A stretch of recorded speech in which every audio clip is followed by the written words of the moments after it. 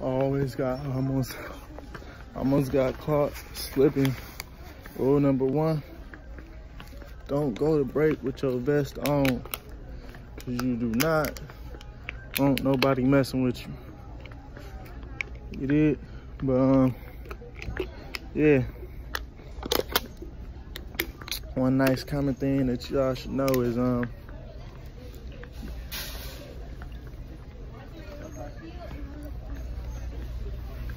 you never know like who you're talking to and what like type of impact they can have on your life. So when you're talking to people, you know, get to know information that you don't know. You know, get to know the unknown, because you never know how that person can impact your life.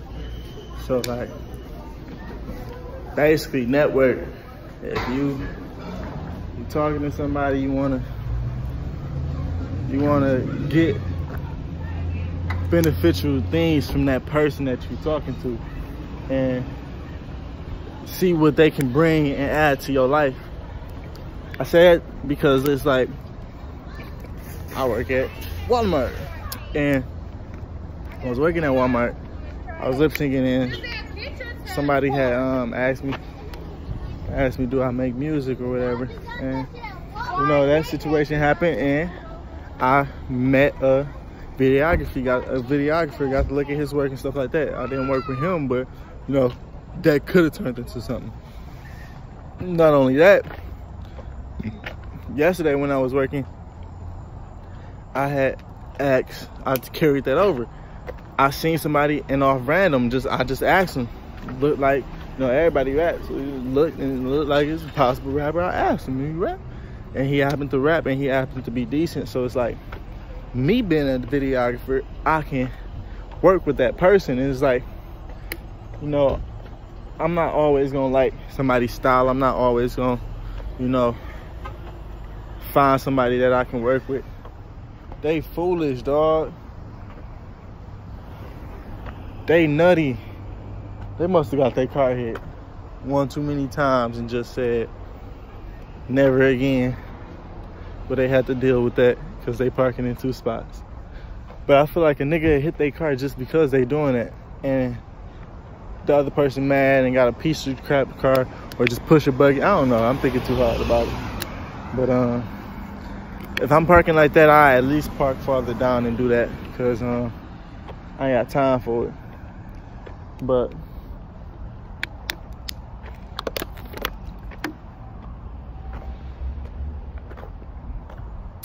I low-key broke my chain yesterday also. But I thought I broke it, and when I broke it, I thought it was like I broke a piece off. But actually, in our reality, I just bent the piece of the gold. So like basically, after I broke it, I didn't know I broke it. I just snagged it on one of the pieces of metal back there, and the chain just fell off my neck. Like the charm fell off, and then the chain was hanging on my neck. And I'm like, dog, what if I was running or something, not knowing it was broke, and I would have just lost my granddad's charm and necklace? And just like, I can buy a new necklace, but I won't get the one he had on his neck back. You know, the one that was bought for him back, the one that was, you know, his, you know, necklace. I won't get that back. So it's like, I was low-key kind of hurt, but I was smart. Threw that junk in my pocket. I didn't play around with it. I didn't try to fix it myself, none of that. Even though in that situation, I feel like with some pliers, I probably could have fixed that myself, because he told me it was just bent. See, I thought I broke it. That's why I didn't try to fix it myself. But I found out it was bent. I'm like, bro, I could have tried to fix it, but I'm glad I didn't, because the price was only $21. I say only $21 because I feel like it could have been worse. I was prepared to pay $30. 40 and up, I just feel like, dog, that's like a big L, because now you basically chunking into the price of the chain just to get it fixed. And the amount of breakage that I had was like, it wasn't broke, it was bent, and none of the gold is missing. All you doing is just like bending a small little piece for 2 seconds. Like, it took less than 25 minutes for him to fix it. So, you know, getting more than 20 an hour off me, you know, if you want to be technical, because I'm not paying for pieces, I'm just paying for labor. But it, you know, that's all on a bigger scale. And now I'm just talking, I feel kind of good. Today I didn't have to throw the truck. Tomorrow I don't have to go to work.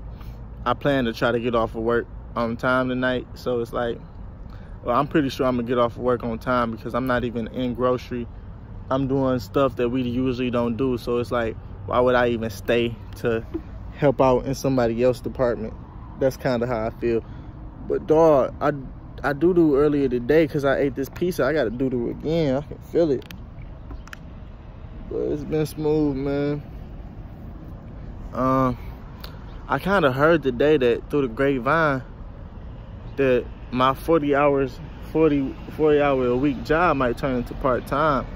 It's like, you know, originally in my head, I might be concerned about that. But in all actuality, I'm kind of, you know, happy. I'm kind of happy about that. Like, they changed me to part-time. That sound clutch. I mean, of course, I'm not catching up to my goal any quicker, but that's more time for me to do whatever I need to do. So it's like, I feel like I want to be working, but if I'm not working and getting money, but I'm still stable where I'm not, you know, I'm still eating, then I can focus on something else and not be so, you know, strung out or sad about it. I'm kind of hurt now though that I ain't leave my camera in the car, because I kind of want to look at I took some pictures today. It would have been nice to look at those pictures, but you know, my girl, she working late, so I'm gonna be up late now. I'm gonna go to sleep late tonight, I guess. Luckily, I don't work tomorrow, so after I go to sleep late tonight, then I'll still have time to sleep. Hopefully, I should. So it's just, everything feels so smooth about today. I went to the movies, watched a funny movie called Good Boy. I just enjoyed my day. I ate some pizza. I didn't even know Little Caesars was a thing out here, but by the movie theaters, leaving the movie theaters right next door, I seen Little Caesars. I'm like, oh, I'm gonna take this opportunity. I didn't eat today either. Well, I ate that pizza for lunch too. And it's like, I got one more slice in there, and lunch just started.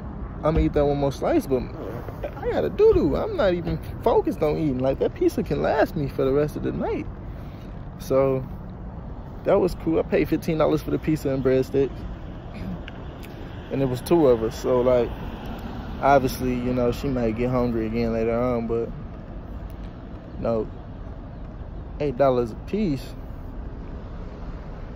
for a decent little, amount of food don't sound too terrible for me.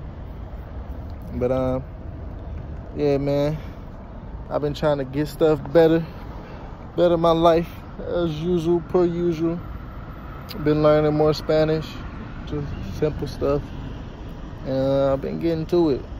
So it's real, it's live, it's lit, it's me. But man, I've been talking a lot more at work, dog.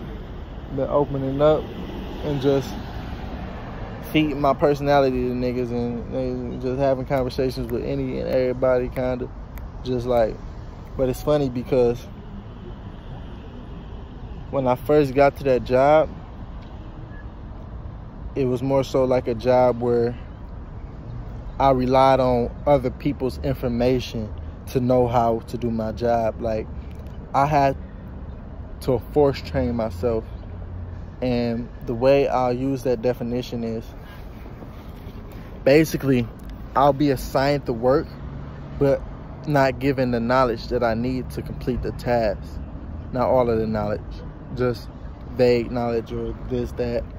And so it was my job and my responsibility to ask questions if I wanted to do the job right, or just do the job however and end up doing it wrong or whatever. But, you know, I had to get more and more and more information from others. So I was asking niggas questions. And one of the main people I was asking questions was like the management. But two managements in my sections, we have two people in management in my section that I'm referring to. And both of them speak low. So it's like, I couldn't hear what they were saying. And it's like, I'm constantly asking them stuff, but not only am I asking them stuff, they got to repeat it because I can't hear what these niggas talking about. So it's like, not even just me asking stuff, but even when they tell me to do something, I want to ask them, you know, more questions about it, but I don't even know what they said to begin with. So it's like, I was lost in the dark a lot of times with that, and just talking to, you know, the new personalities of people I work with, I feel like I ain't care for every answer I got, the way I got it, like kind of just figure it out on your own type. I wasn't getting the best vibes from everybody. You know, it wasn't negative vibes, gladly, but it wasn't as helpful as I would have gave. You know, like when I train somebody or when I help somebody that's new, like I've helped people already, you know, and I'm new, but it's like I'm providing quality information. Like I feel like people help me out a lot here, but it's like it's not with the same respect that I would have get, not even respect, courtesy that I would have kind of gave. So, you know, I feel like at one point in time I wasn't really talking. I was on some, okay,